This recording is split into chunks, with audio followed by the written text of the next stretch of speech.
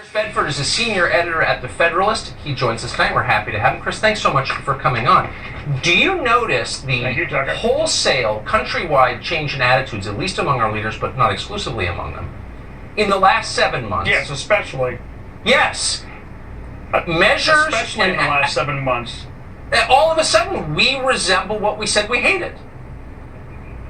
And they've been laying the groundwork for that for a while. To your end point, our American left is different from a lot of the global e-liberal lefts in that they're the only ones that don't like their country. The Cubans, the Soviets, the Chinese, they're all fiercely patriotic. We don't have that, but we have a lot of the other things. We have that insidious phrase that you're on the wrong side of history. Our Silicon Valley and our tech giants built a lot of the technology that the Chinese are now using to oppress their people. The New York Times to Barack Obama have praised the Chinese system to pass some of their ordinances like the New Green Deal and what they think is absolutely essential. And we're seeing it more and more.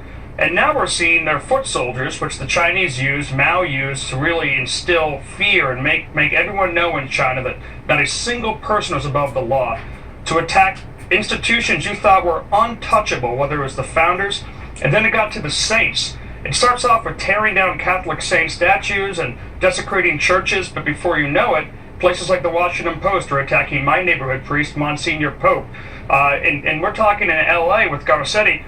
They're going to turn off the power. They're saying they're going to go after parties. They're going to go after churches and places that refuse to shut down. Places like Harvest Rock that are suing the state of California and saying that they have a right to gather, a First Amendment right to gather, just like the protesters do.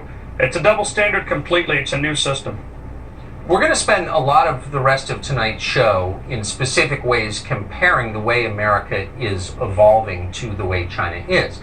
But I want to get back, because I think it's a really interesting and smart point, to what you said at the outset, that the difference between the revolutionaries in our country and in, say, China or Cuba or pick a country, is that the American left hates its own country. So what's that look like long term? How can people who hate a country run it? I don't think they can. I think that, unfortunately, if they were to win, if the illiberal left were to win, and those who are very much against the liberties that we cherish, pick and choose were to win, and at the same time hate our country, it's going to be difficult for this republic to stand. We were warned very clearly by the geniuses that came together and designed the system that it's a very unstable system. It relies on a culture that is united. It relies on people who are moral. It relies on a republic.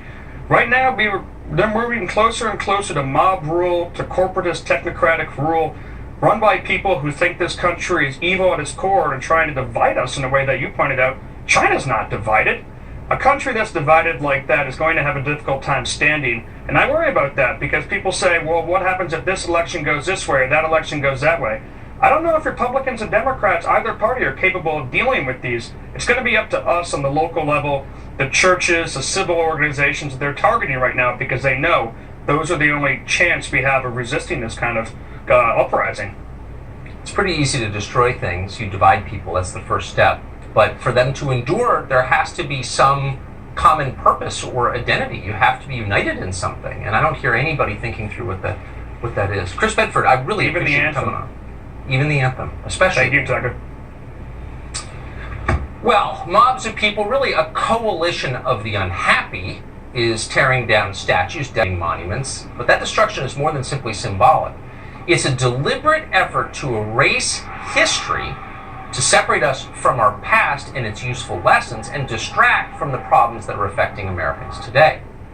In Chicago, for example, where more than 50 people have been shot with guns this week, politicians are now moving to erase American history altogether. State Representative LaShawn Ford is calling on the Illinois State Board of Education to abolish all history classes in all schools statewide, claiming that teaching American history leads to racism. Jason Hill is the author of the book We Have Overcome. He's a professor at DePaul University in Chicago, and we're happy to have him on tonight. Professor, thanks so much for coming on. So, eliminating all history. Explain, if you will, what you think the idea is behind this. Well, thank you for having me again, Tucker. I think what we're seeing in the educational system is systemic nihilism. So let's go back a step further. A couple weeks ago, Rutgers University declared that grammar was racist. Now, grammar is a science that deals with the proper method of oral and written communication. When you attack grammar, you attack language, which is the method of cognition. So you attack man's mind, you attack his ability to reason. Yes. So you attack man's mind, which means you leave us on the level of grunting farm animals.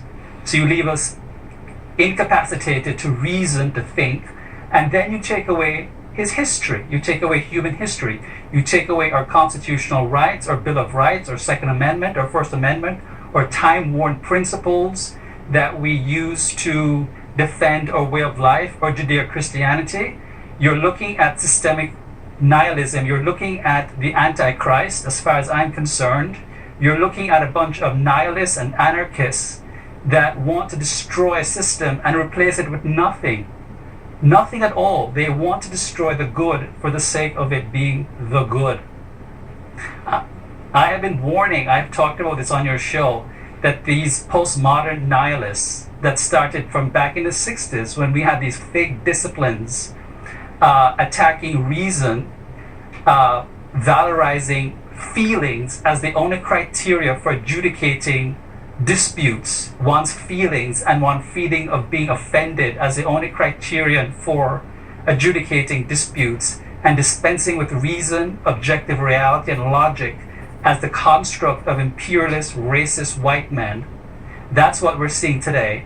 And so you dispense with history altogether. I'm transfixed by what you just said. I hope that this finds its way on the internet and is viewed by many, Professor, because I think you just put it as crisply as I've ever heard it, what's happening. And it's as scary as you say it is. Thanks so much for joining us tonight. I hope you keep teaching for a long time. Thank you.